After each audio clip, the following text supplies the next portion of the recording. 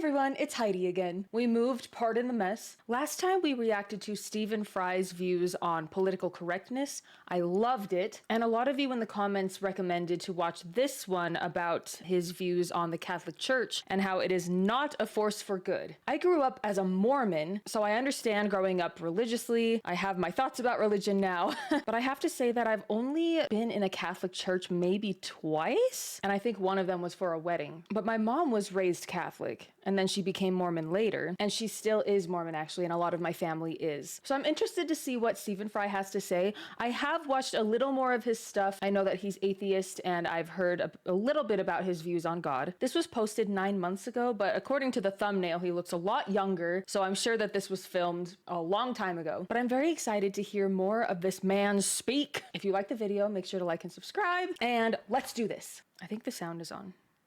There are occasions, as Gwendolyn remarked, in The Importance of Being Earnest, when it becomes more than a moral duty to speak one's mind, it becomes a pleasure. And this is one such occasion with my trusty hitch by my side.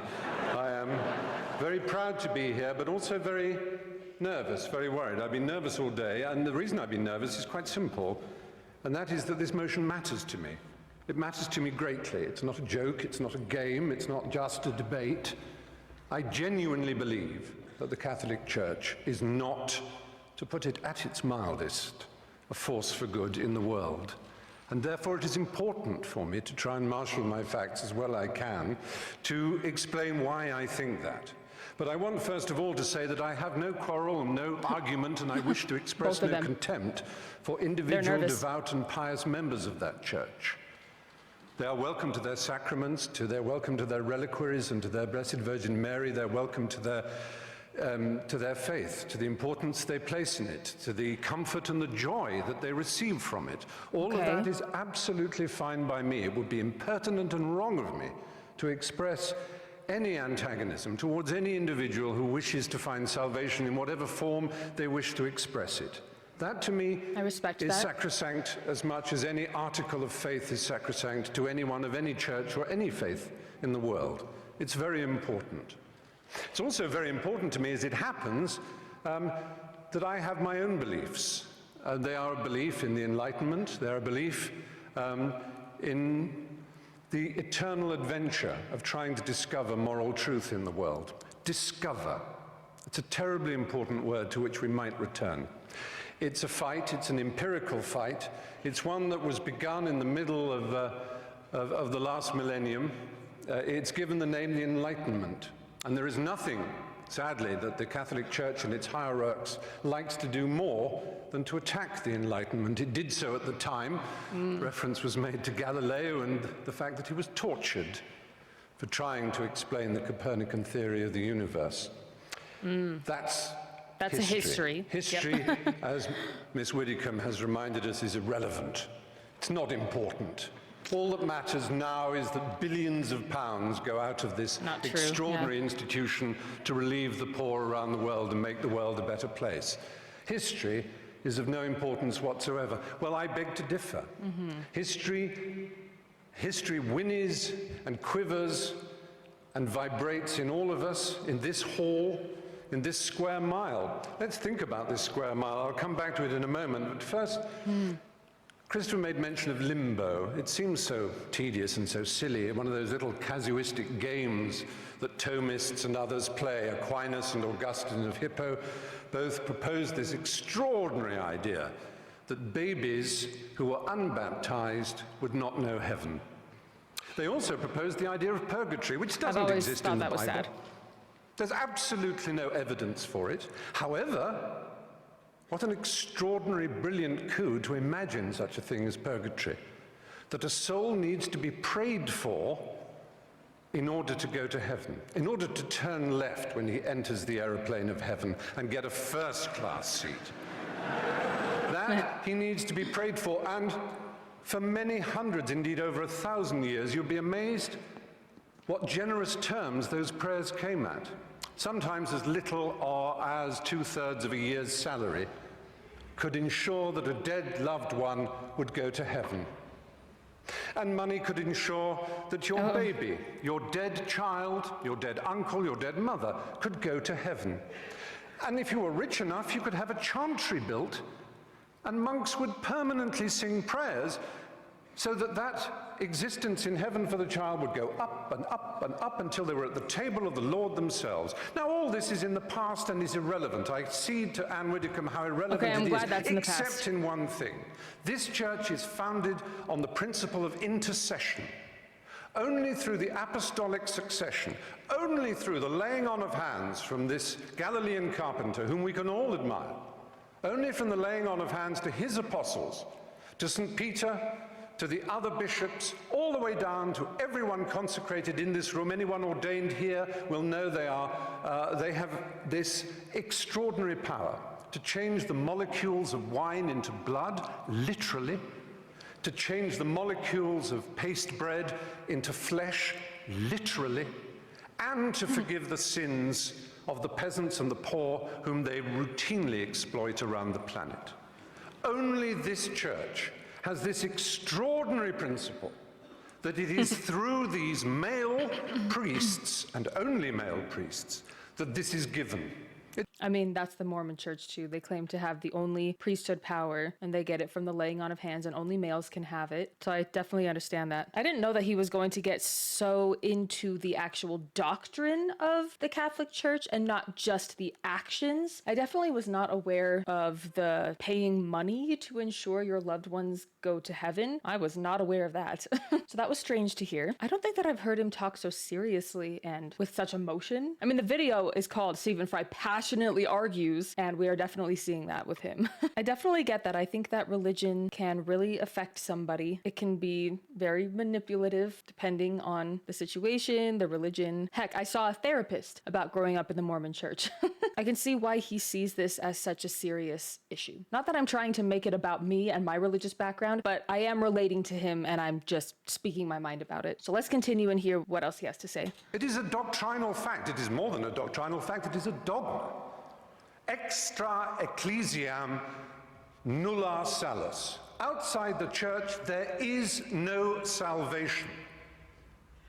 That is a dogma of the church that has been used to excuse all the missionary zeal, all the rape and torture of the Aztecs and the Incas, all the horrors of South America and Africa and the Philippines and the rest of the world, to which other churches and other cultures have also their guilt to admit. It's not unique to the Catholic Church, and I never said it was, and the motion doesn't say it was, or at least the opposition of the motion does not arrogate to the Catholic Church uniquely this sin.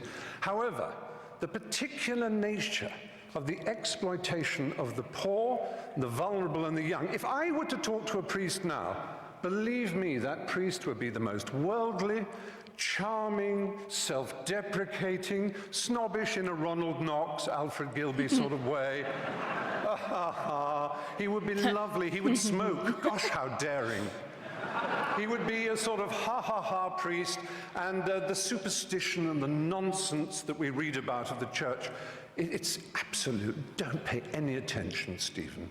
Just join Farm Street or the Brompton Oratory and have a marvelous time as a Catholic, and everything is lovely and splendid. But be poor and ignorant, and my goodness me, every single detail of damnation and original sin and of any possibility of your complaining or asking to think for yourself.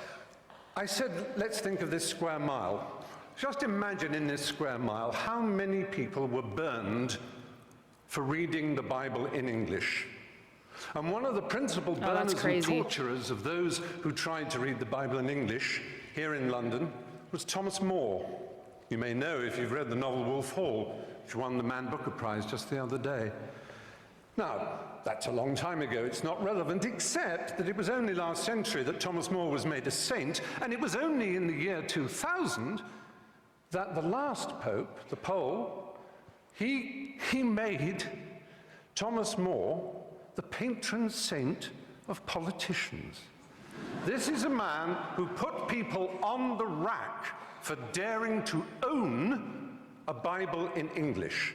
He tortured them for owning a Bible in their own language. The idea that the Catholic Church exists to disseminate the word of the Lord is nonsense. It is the only owner of the truth for the billions that it likes to boast about, because those billions are uneducated and poor, as again it likes to boast about. But they are the ones it can tell and bully and domineer. And then we come to children. Well, it's all very well to say the world didn't know better. The world had no knowledge of how dangerous a crime child abuse was. I want to read you some of the words of Ratzinger, the current Pope. Staggers me to admit that he is the head of state of a country. Incidentally, Anne Widdecombe said, "We didn't have the power of a nation state." Yes, you do. You are a nation state. Yes, I wrote it down. You mentioned that. You are a nation state.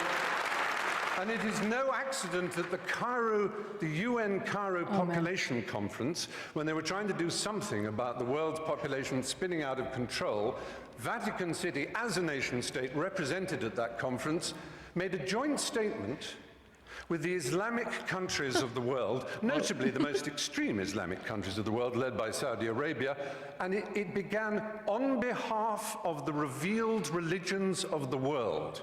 And what it did was essentially hobble and veto any possibility of women's sexual freedom in the world, because as we know, the Islamic religion and the Catholic Church have never been anything other than implacably opposed to women's choice in their own bodies and their destinies. However, kind of Christianity in general, a little bit. So, Ratzinger in 2003 he was prefect. I'm not making this up. He was prefect of the Congregation of the Doctrine of the Faith, and it was his job to deal with the child abuse scandal that was brewing. His first act was to write a letter to Catholic bishops ordering them, on pain of excommunication, not to talk to the police or anyone else.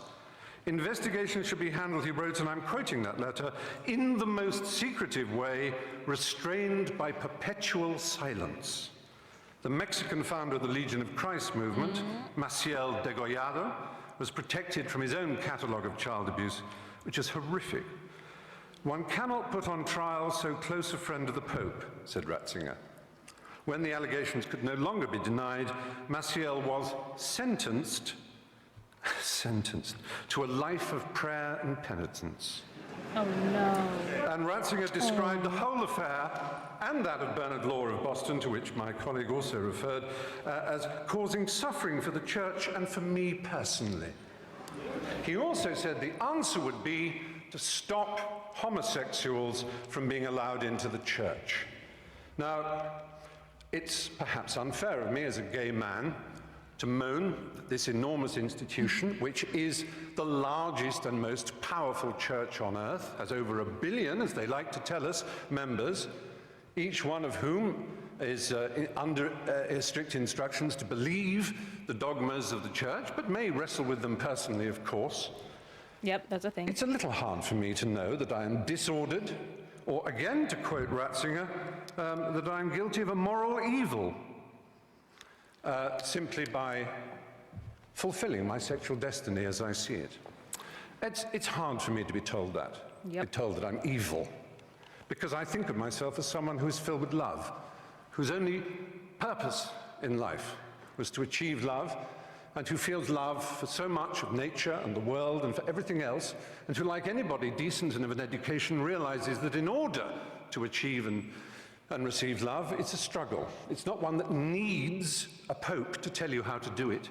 It certainly isn't one who needs a pope to tell you that you're evil. With 6% of all teenage suicides being gay teenage suicides, we certainly don't need the stigmatization, the victimization that leads to the playground bullying when people say you're a disordered, morally evil individual. That's not nice. It isn't nice. That's not nice. I don't know how strict it is in the Catholic Church for homosexuals, especially nowadays. I know that in the Mormon Church, that has changed over time. I remember with Proposition 8, I believe, I was really young. So I believe that it was a proposition to allow homosexuals to marry in the United States. Is that right? Anyway, people in the Mormon church were encouraged to fight against that. And thinking about that now, I just think that that is absolutely crazy. Now, I think that they're a lot more relaxed about it. You still don't go to heaven if you're a homosexual and you act on it. But you're still allowed to go to church and do certain things in the church if you are not actually acting on your feelings, which is incredible to think about. And about the covering up of sexual abuse. Yeah, that's been in the Mormon church too, with mission presidents. I remember specific situations coming out. Maybe they were rumors. I think that it's a pretty common thing to think that religious punishment is just as bad or worse than civil punishment, and that's pretty mind-blowing to me. That was loud. The kind of cruelty in Catholic education, the kind of let's not call it child abuse, it was child rape. The kind of child rape that went on systematically for so long. Let's imagine that we can overlook this and say it is nothing whatever to do with the structure and nature of the Catholic Church and the twisted, neurotic, and hysterical way that its leaders are chosen. The celibacy, the nuns, the monks, the priesthood. This is not natural and normal, ladies and gentlemen, in 2009. It really isn't. 2009, okay. That's when it was recorded. For me to be called a pervert by these extraordinarily sexually dysfunctional people, I don't think human history's ever had more. Oh, man. Wow.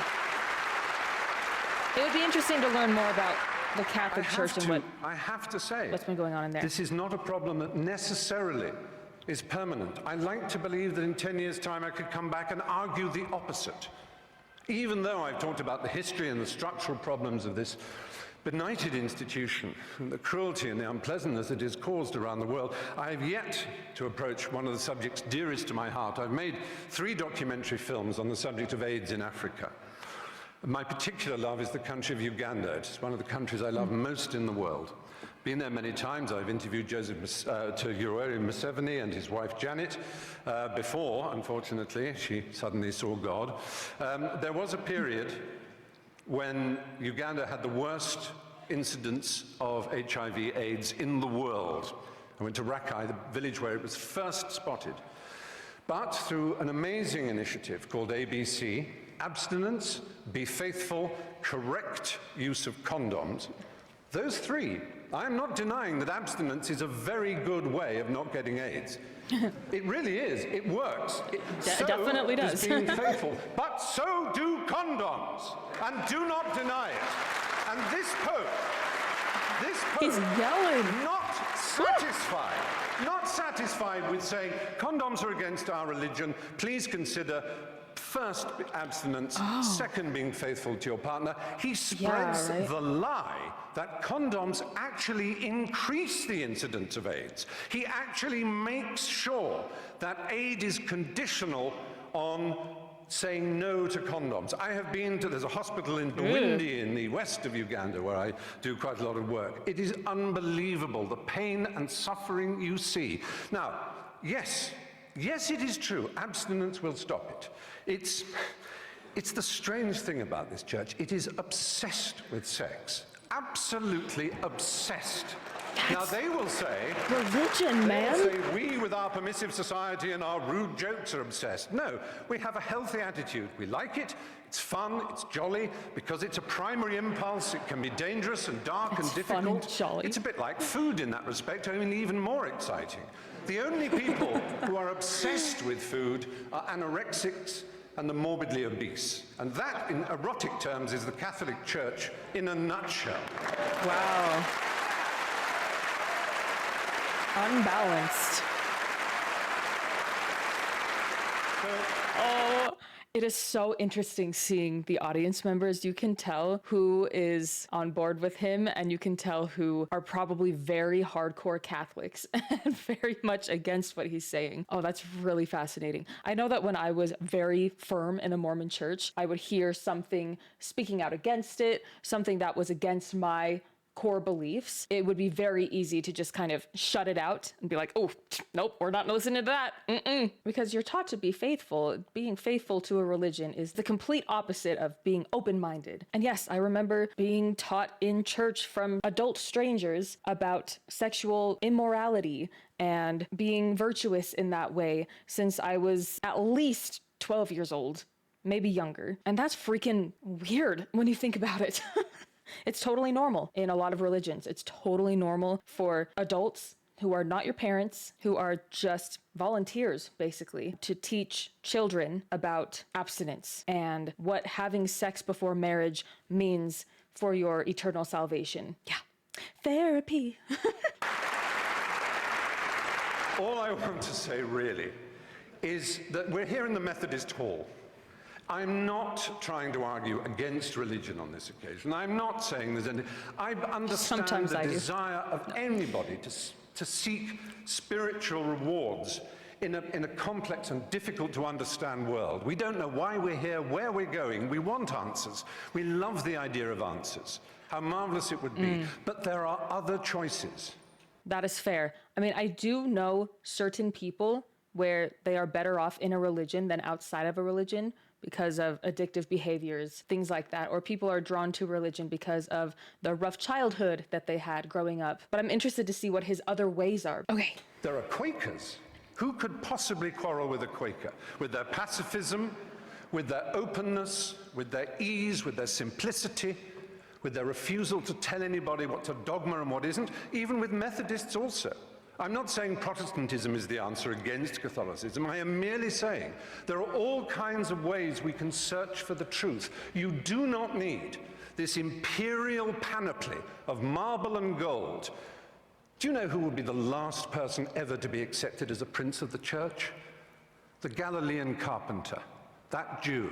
They would kick him out before he tried to cross the threshold. He would be so ill at ease in the church. That simple and remarkable man, if he said the things that he was said to have said, what would he think? What would he think of St. Peter's?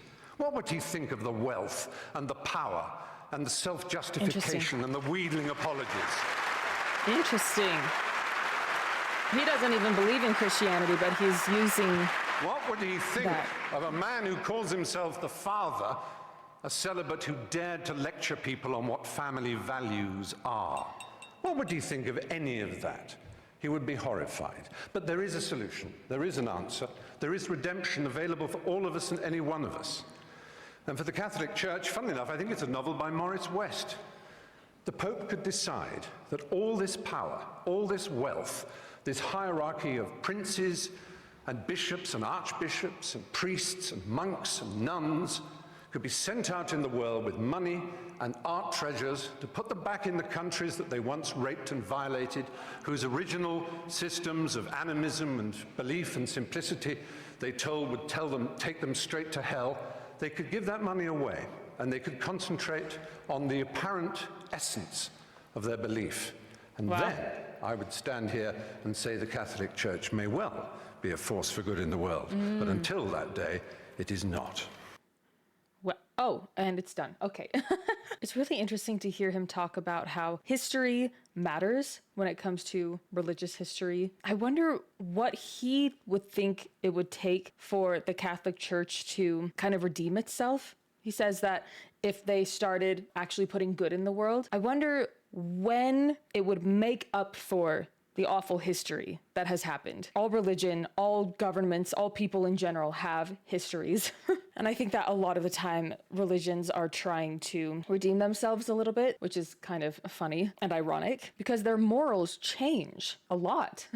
And their policies and what will get you into heaven and what won't. But it was really interesting hearing him talk so bluntly and emotionally about this topic. You definitely could tell that it meant a lot to him and that he could see the hurt that was going on because of it. It's so hard sometimes to allow people to make their own choices, believe what they want to believe, be involved in what organizations they want to be involved with, and then also feeling like, wow, some of these things are, I feel so messed up. Sometimes it's hard for me to find the balance of respecting people and their beliefs and speaking my mind about beliefs. I know that very devout Catholics or Mormons or Protestant, whoever, don't want to hear an opposing opinion about their religion. So I could see why Stephen Fry was very nervous to talk about this topic in front of people who I'm sure are in that exact position. I would be very interested to know from 2009 to 2024 what differences in the Catholic Church there are, or if anything has really changed much. I actually don't know. And if you guys have any insight into that, please share in the comments. I'm very curious. Thank you for recommending this video to me. I know that there is a longer version, and I might watch that. I watched the whole debate from the political correctness one from last time, and that filled in a lot of blanks and was really, really insane and interesting to watch. But thank you again, and I will see you in the next video. Bye, guys.